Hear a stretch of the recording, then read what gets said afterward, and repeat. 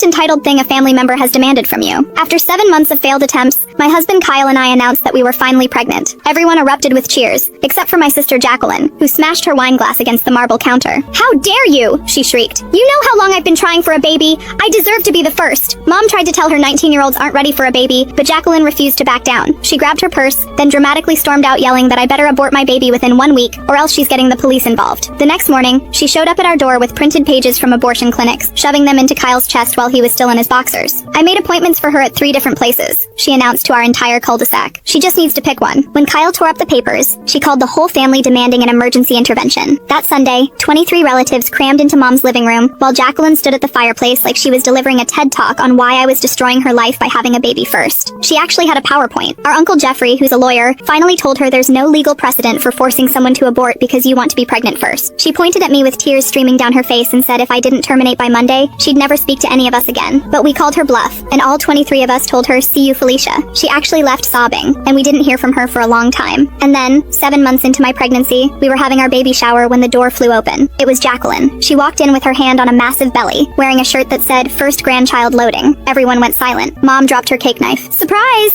I'm almost due," she announced, spinning around so everyone could see. "I got pregnant right after that horrible meeting where you all betrayed me. I'm 10 weeks away from giving birth." Nobody was impressed. And when I decided to screw with her and mentioned my due date that was 8 weeks away, her face turned deep red with anger. She grabbed my arm and whispered the dates didn't matter because she'd make sure hers came first, then left before anyone could respond. My mom called me that Tuesday bawling her eyes out. She'd found out from Jacqueline's roommate that Jacqueline had been taking black market labor induction substances she'd bought from some website in Romania, risking her baby's life to deliver before me. Now, Jacqueline was in the ICU, but not because of the substances. Turns out, Jacqueline had found some girl on Craigslist whose mother used to be a midwife in the Philippines, and paid this girl to perform a C-section in her living room. The girl kept refusing, saying Jacqueline was only 31 weeks, but my sister threatened to do it herself with kitchen knives if she didn't help. They used box cutters sterilized with vodka. Jacqueline lost so much blood that her neighbor saw it seeping under the apartment door. The baby somehow came out alive, but he was purple and barely breathing. They both nearly died in the ambulance. The baby went straight to the NICU on a ventilator, and Jacqueline needed a full hysterectomy. She'd never have another child. When she came to, the first thing she did was call me from her hospital bed. "You did this,"